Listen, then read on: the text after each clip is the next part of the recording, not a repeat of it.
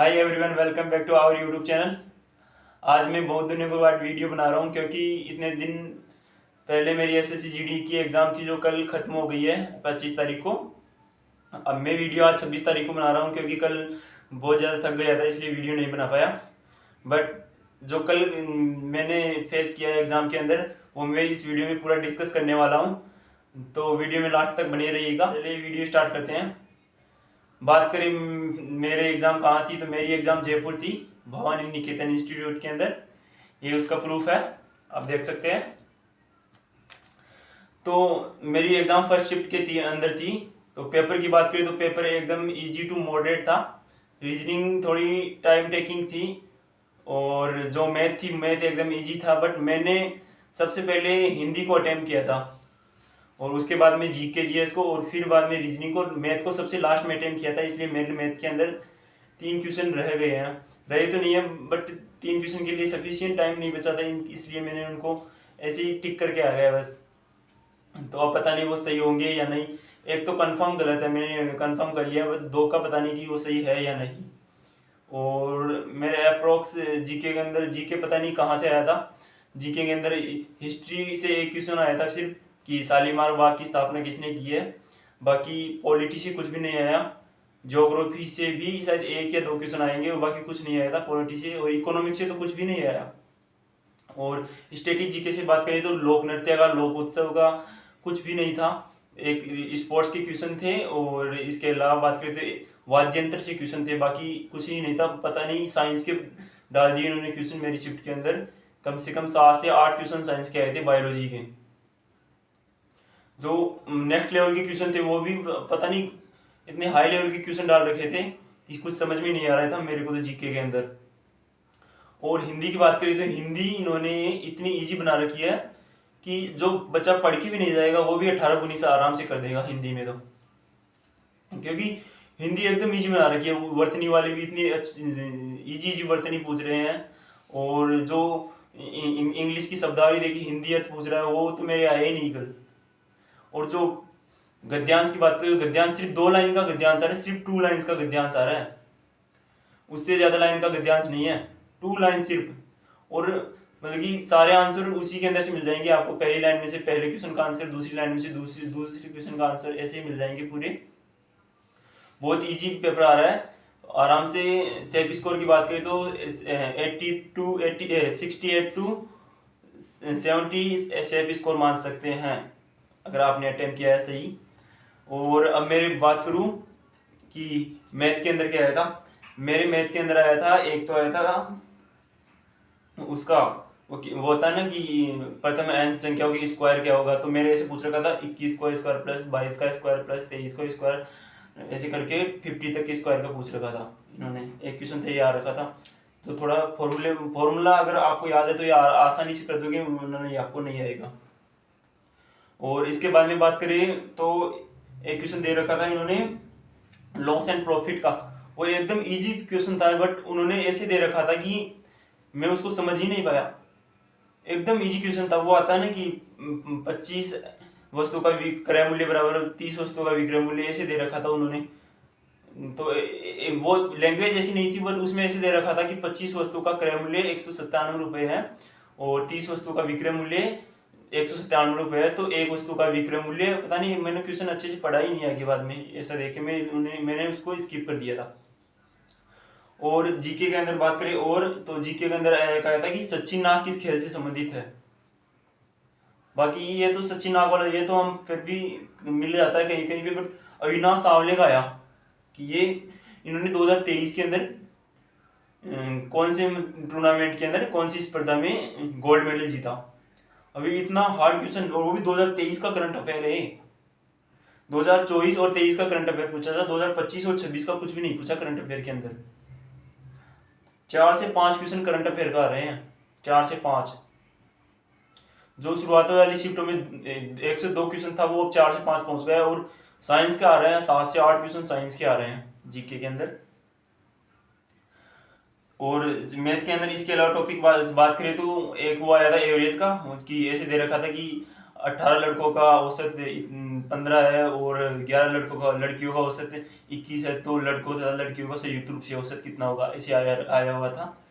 और इसके अलावा दूसरा बात करें मैथ के अंदर, तो मैथ के अंदर एक आ रखा था कि उससे कि परसेंटेज से कि किसी संख्या के 70% का 30% दूसरी संख्या के 70% के बराबर है, तो वह संख्या की कौन सी होगी, दूसरी संख्या पूछ रहा था।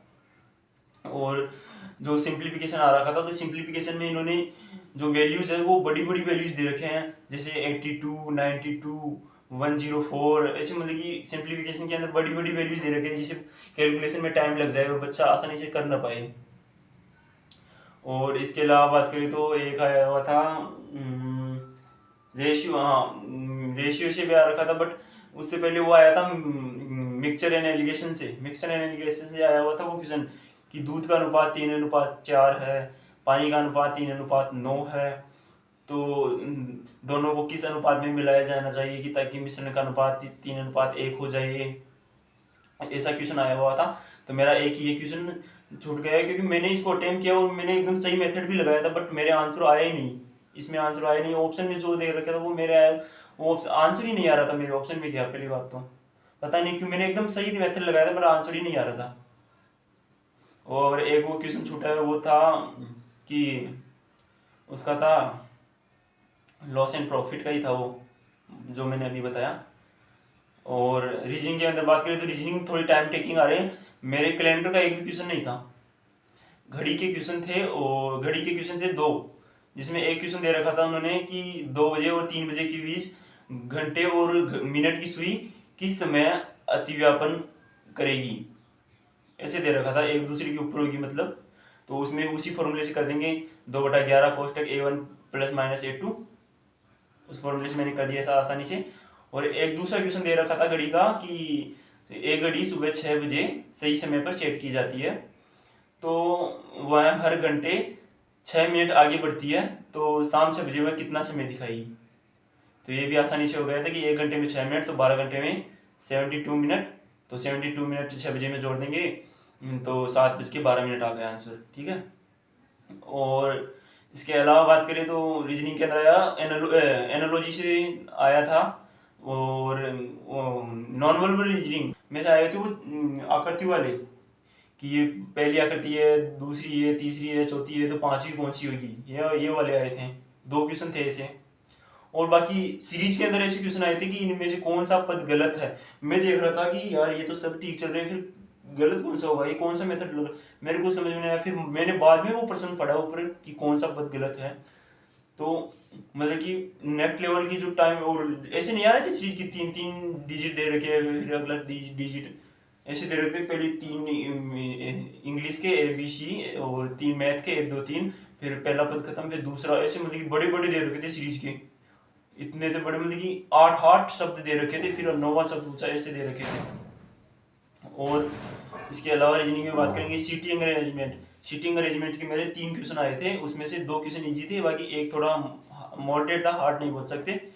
बट उसमें ऐसे दे रखा था कि जैसे डी के दाईं ओर देखने पर डी के बाईं ओर से बी दूसरे स्थान पर है।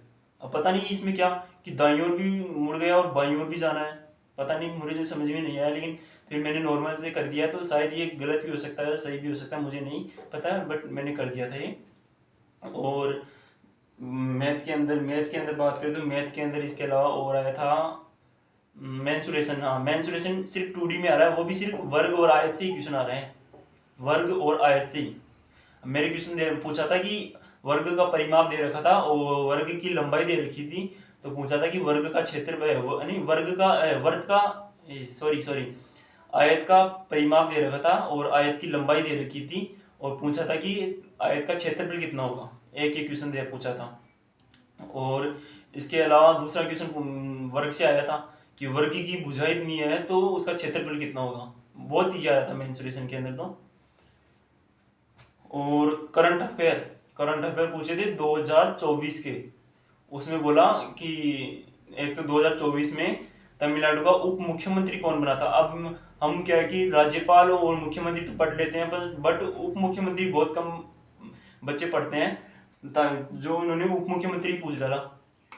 और दूसरा करंट अफेयर आता है कि तेलंगाना के किस राज्यपाल ने 2024 में अपने पद से इस्तीफा दे दिया था। अब बताओ, अब 2024 का वो भी इस्तीफा दिया, वो कौन याद रखेगा? इतना हार्ड क्वेश्चन है।